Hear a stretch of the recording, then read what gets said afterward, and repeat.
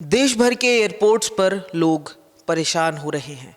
लंबी लंबी लाइन है, किसी की शादी है तो कोई अपने पिता की अस्थियों के विसर्जन के लिए जाना चाह रहा है, तो किसी का इंटरव्यू है तो कोई एग्ज़ाम के लिए जाना चाह रहा है।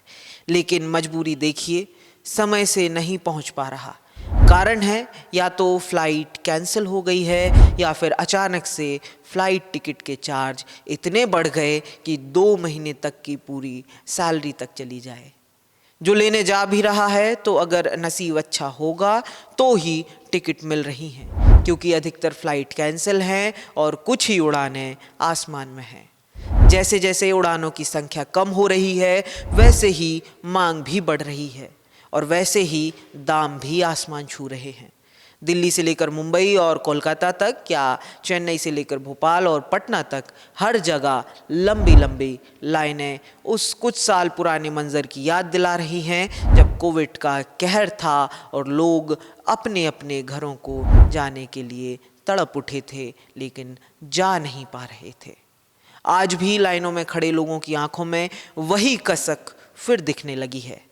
सीधे शब्दों में कहें तो भारतीय विमानन क्षेत्र इस समय अपने सबसे बुरे दौर से गुजर रहा है। देश की लगातार 3 दिन से सबसे बड़ी एयरलाइन इंडिगो के परिचालन संकट ने हवाई यात्रा को आम आदमी की पहुंच से पूरी तरह से बाहर कर दिया है। तकनीकी परेशानियों और क्रू की कमी के चलते सैकड़ों उड़ानें रद्द हो गई, जिसका सीधा असर हवाई किरायों पर पड़ा है।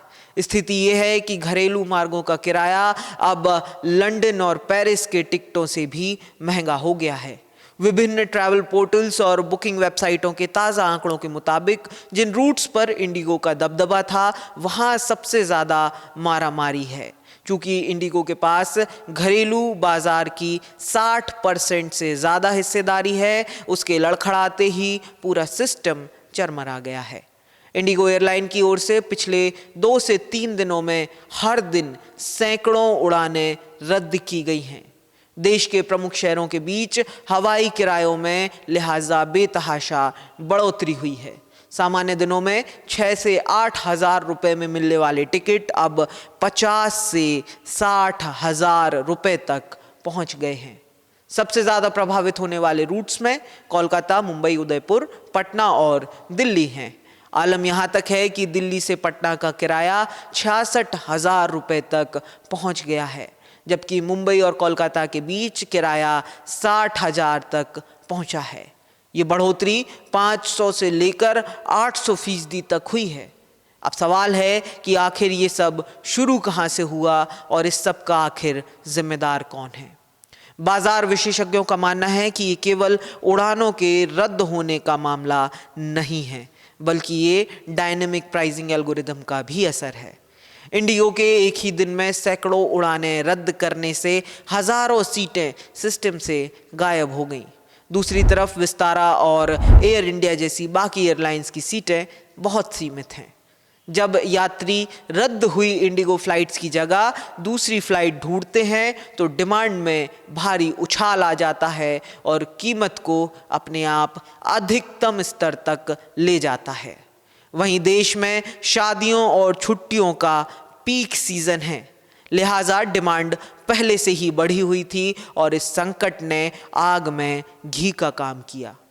इंडिगो के मुताबिक ये समस्या मुख्य रूप से नए FDTL यानी फ्लाइट ड्यूटी टाइम लिमिटेशन नियमों के कार्यान्वयन और पायलटों की रोस्टरिंग में हुई गड़बड़ी के कारण है।